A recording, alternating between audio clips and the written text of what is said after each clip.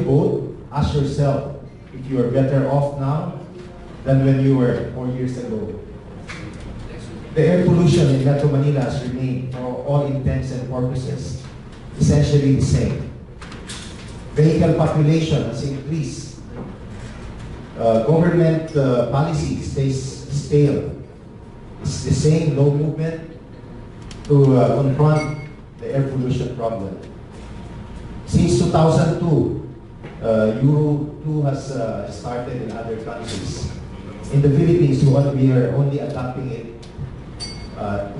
this year, 2015, except for Unioil, which has started selling Unioil fuel in the country. Actually, in Metro Manila. The air has remained consistently far beyond the World Health Organization limit of healthy, breathable air. This means that the government effort during the current administration has been ineffective thus far in materially decreasing air pollution. Let's briefly look at the numbers. The high level of TSP, 146 micrograms per normal cubic meter, which was recorded in March. It falls beyond the World Health Organization maximum limit of 90 micrograms per normal cubic meter. The DNR states that 80% of this pollution is caused by mobile sources. Thus, our coalition will focus on 80% of the problem.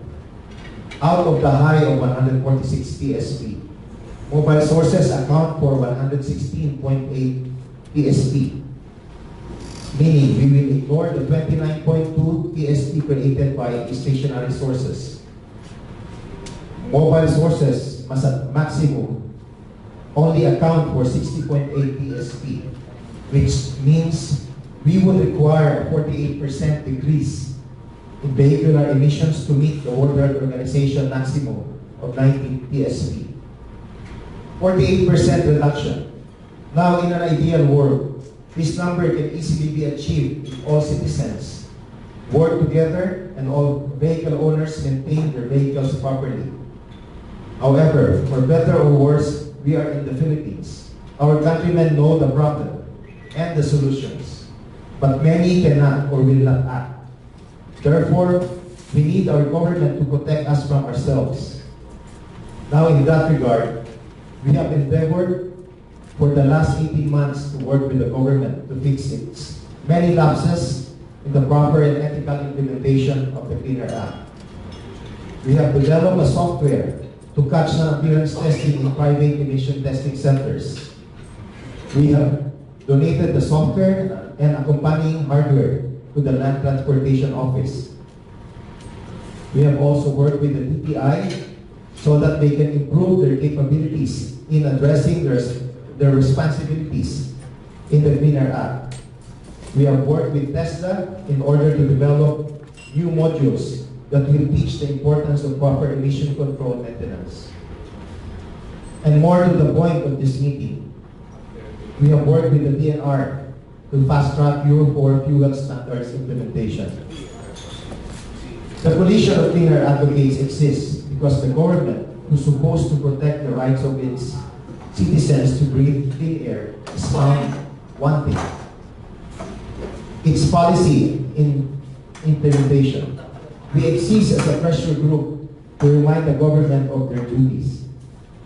Sad to say, we have filed cases against the Land Transportation Office and Department of Trade Industry to wake them up and stop them from pointing fingers to the agencies involved in the implementation of the Clean Air Act.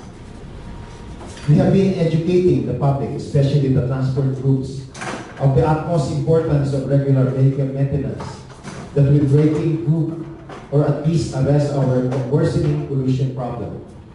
And we are also finding ways for the transport groups to replace their old smoke-belching vehicles.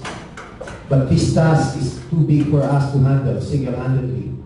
So we would like to seek the help of all concerned government agencies and officials to make this possible. During our last meeting with the Road Board, we were informed that they have available 6.3 billion pesos funding for air pollution mitigation. That needs to be tapped. And even themselves they were wondering how come the BOTC has not asked for or has not submitted any projects for air pollution mitigation. So with that, I hope that today we can share our knowledge with each other so that our leaders in government will be better informed. Thank you for attending this meeting.